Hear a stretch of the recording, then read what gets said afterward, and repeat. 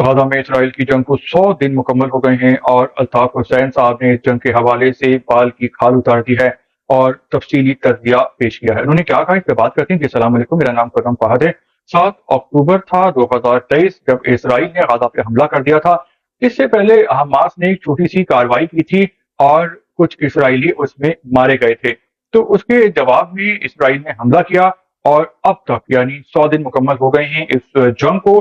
جو اب تک مارے جانے والے معصوم لوگ ہیں، فلسطینی 24,000 شہید ہو چکے ہیں، 61,000 زخمی ہیں، اور اس کے علاوہ جو 70% جو وہاں پہ غزہ میں اسکول تھے بچوں کے، وہ تباہ و برباد ہو گئے ہیں، اور تقریباً پورا ہی جو غزہ ہے وہ تباہ و برباد ہو گیا ہے، اب وہ رہنے کے قابل نہیں رہا۔ تو سوال یہ پیدا ہوتا ہے کہ حماس نے جو یہ کارروائی کی ہے، کیا یہ مناسب وقت میں کی ہے؟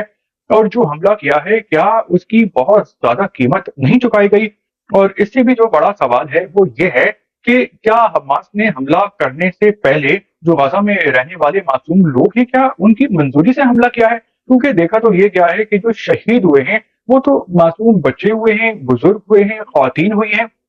جو یقیناً شہید ہونا نہیں چاہتے تھے۔ بہتر تو یہ ہوتا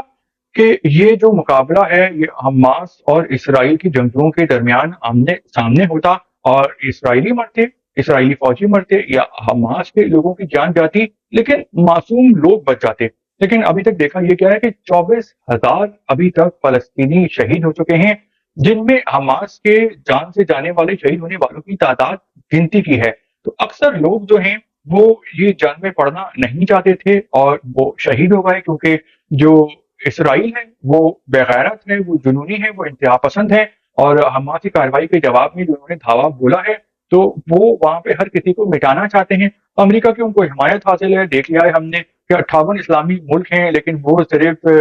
بیٹھ کے باتیں کر رہے ہیں، دھمکیاں دے رہے ہیں، اور وہ کچھ بھی عملی طور پہ کچھ نہیں کر سکے، بغلے بجانے کے علاوہ، بڑی بڑی باتیں کرنے کے علاوہ۔ جو جان جن کی گئی ہے تو وہ معصوم لوگوں کی گئی ہے، اور وہ بھی ان کی مرضی کے بغیر گئی ہے۔ تو اس کا ایک پہلو تو یہ ہے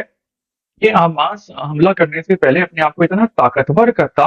کہ وہ حملہ کرتا تو اسرائیل کا ان سے برابر کا مقابلہ ہوتا، پھر جو بھی جیتا اس کی قسمت۔ تو انہوں نے اتنی کمزوری کے بعد حملہ کر دیا، حملہ کرنے کے بعد جو اسرائیل نے جواب دیا کہ وہ معصوم نہتے مظلوم عورتوں بزرگوں بچوں کو دیا۔ تو اس جنگ کا جو خمیازہ بھگتا ہے، جو قیمت ادا کی ہے، تو وہ تو معصوم لوگوں نے کی ہے، وہ بھی ان کی مرضی کے بغیر یہ جنگ ان پہ تھوپی گئی تھی۔ تو بہتر یہ ہوتا کہ حماس اپنے آپ کو اتنا اسٹرانگ کرتا، طاقت میں، فوجی طاقت میں، ٹیکنالوجی میں، اور پھر وہ اسرائیل کو ختم کرتا تو وہ کچھ بات نظر بھی آتی۔ تو انہوں نے تو جو معصوم لوگوں کو مروا دیا ہے۔ دوسرا پہلو یہ ہے کہ یہ معاملہ ابھی کا نہیں ہے، بلکہ یہ جو 20ویں صدی کے شروعات کا ہے یہ تنازع 1910 سے چلا آ رہا ہے۔ پہلی جنگ عظیم ہوئی تھی جو کہ ہوئی تھی 1914 سے 1918 تک، دوسری جنگ عظیم ہوئی تھی 1939 سے 1945 میں ختم ہوئی تھی، اور اس دوران یورپ سے اور پوری دنیا سے یہودی نکل نکل کے یہاں پہ آباد ہوتے چلے گئے۔ شروع میں وہ یہ فلسطینی ہی تھے عرب جنہوں نے اپنی زمینیں یہودیوں کو بیچی زیادہ پیسوں میں، اور پھر وہ بدماشی سے وہاں کی زمینیں عربوں کو، فلسطینیوں کو بے دخل کر کے قبضہ کرتے چلے گئے۔ تو یہ تنازع جو ہے یہ بہت پرانا ہے، اور پوری دنیا یہ جانتی ہے اور مانتی ہے کہ جو یہودی انتہا پسند اور شدت پسند ہیں، انہوں نے مظلوم فلسطینیوں پہ ظلم کیا ہے، ان کو شہید کرتے رہے ہیں، ان کی زمینوں پہ قبضے کرتے رہے ہیں۔ تو جو اقوام متحدہ کے قانون کے مطابق فلسطینیوں کا جوابی حملہ جائز ہے، کیونکہ ان کی زمین پہ قبضہ کیا گیا ہے اور ان کو شہید کیا جاتا رہا ہے۔ لیکن ابھی جو ہے وہ 58 اسلامی ملک ہیں، لیکن کوئی بھی جو ہے وہ اسرائیل کا جو حملہ برداشت کرنے اور اسے ٹکر لینے کی پوزیشن میں نہیں ہے، کیونکہ جو یہودی ہیں وہ ٹیکنالوجی اور طاقت کے میدان میں بہت آگے ہیں۔ تو ہم دیکھ رہے ہیں کہ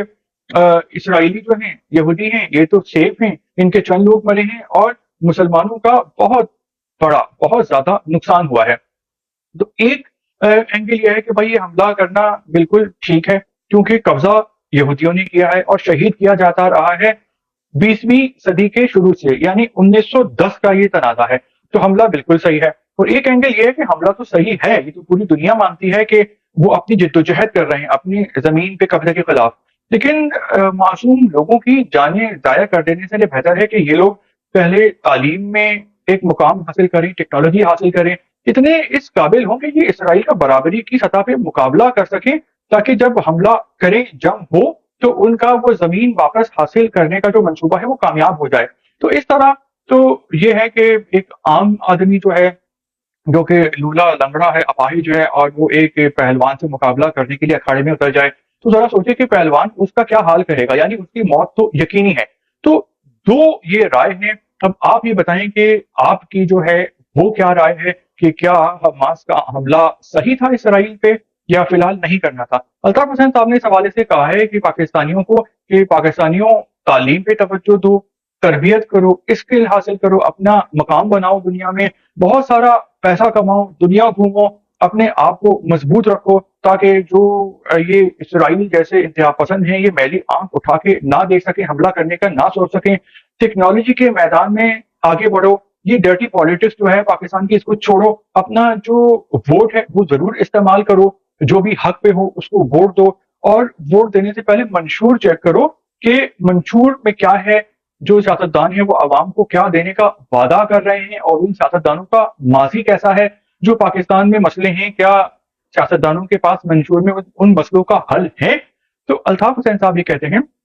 کہ پہلے تعلیم میں، ٹیکنالوجی میں، طاقت میں، گولہ بارود میں اتنے مضبوط ہو جاؤ کہ اگر جنگ ہو تو دشمن کے دانت توڑ سکیں اور اس جنگ میں کامیابی حاصل کر سکیں، کیونکہ جو آج کل کی دنیا ہے وہ ٹیکنالوجی کی دنیا ہے، اور اس میں تعلیم، اسکل اور ٹیکنالوجی بہت ضروری ہے۔ تو آپ کا اس حوالے سے، آپ کیا ان سے متفق ہیں یا ان سے ڈس ایگری کرتے ہیں؟ ویلوگ آپ کو کیسا لگا؟ آپ لائک تو کر ہی دیں گے، اس کے علاوہ کامنٹس کر سکتے ہیں اور سبسکرائب کر سکتے ہیں۔ شکریہ۔